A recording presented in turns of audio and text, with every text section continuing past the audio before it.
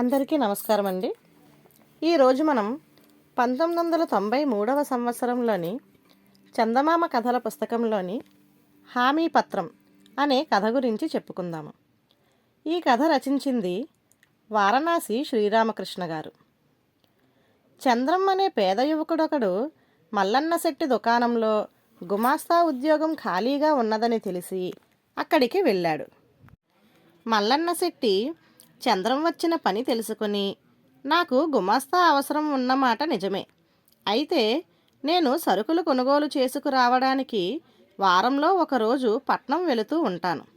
ఆ రోజు దుకాణంలో జరిగిన అమ్మకం డబ్బు గుమాస్తా దగ్గరే ఉంటుంది కదా. లోగడ నేను ఒకరిద్దరి వల్ల మోసపోయాను. అందువల్ల నీకు ఉద్యోగం కావాలంటే ముందుగా 1000 రూపాయలు పూచీకత్తుగా నాకు జమ చేయాలి, లేదా నువ్వు నమ్మకమైన వాడివేనని 2 పెద్దల చేత చెప్పించి ఆ మొత్తానికి వాళ్ళ చేత హామీ పత్రం ఇప్పించాలి అని అన్నాడు. శెట్టి మాటలు విన్న చంద్రం ఒక్క క్షణం ఆలోచించి, అయ్యా, సాయంత్రం దుకాణం మూశాక నా వెంట రండి, మీరడిగిన హామీలలో ఏదో ఒకటి ఇప్పించగలను అన్నాడు.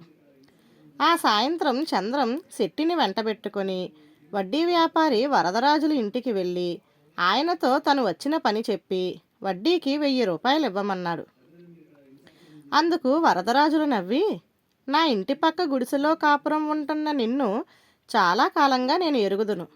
శెట్టి నీకు 200 జీతం ఇచ్చినా అది నీ కుటుంబం బతకడానికే సరిపోతుంది. అందువల్ల నువ్వు అసలు తీర్చే మాట అలా ఉంచి వడ్డీ కూడా కట్టలేవు, ఇక వెళ్ళు అన్నాడు.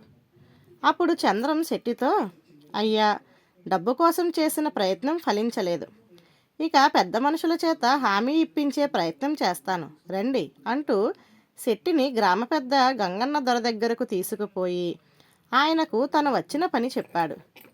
గంగన్న దొర చంద్రం కేసి ఆశ్చర్యంగా చూస్తూ, ఓహో, నీ పేరు చంద్రం అన్నమాట. సరే, వీధి వెంట పోతూ నిన్ను చాలాసార్లు చూశాను.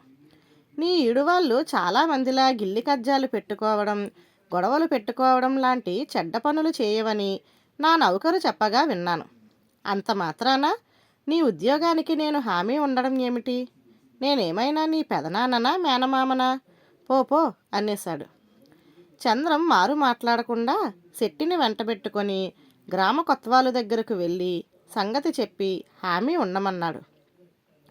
కొత్వాలు చంద్రం కేసి కళ్ళెర్ర చేసి, ఒరే, కొండంత వాణ్ణైన నేను, గులకరాయి సాటి లేని నీకు నమ్మకస్తుడు, సత్ప్రవర్తన గలవాడంటూ మల్లన్న శెట్టికి హామీ ఇవ్వాలా అంటూ చప్పట్లు చరిచి భటుణ్ణి పిలిచి, వీడు రాటుతేలిన పాత నేరస్తుడై ఉండాలి, అవునా అన్నాడు.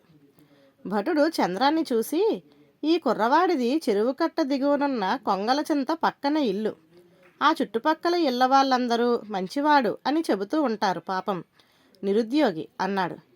భటుడి మాటలతో కొత్వాలు కాస్త శాంతపడి, అలాగా అని తలాడించి, ఏమైనా నిరుద్యోగి అయినవాడు అట్టే కాలం దొంగ కాకుండా ఉండలేడు, ఒక కంట కనిపెట్టి ఉండు అని భటుడికి చెప్పి చంద్రంతో, త్వరగా ఇక్కడి నుంచి వెళ్ళిపో, ఇది పెద్ద మనుషులు కాలు పెట్టకూడని స్థలం అన్నాడు.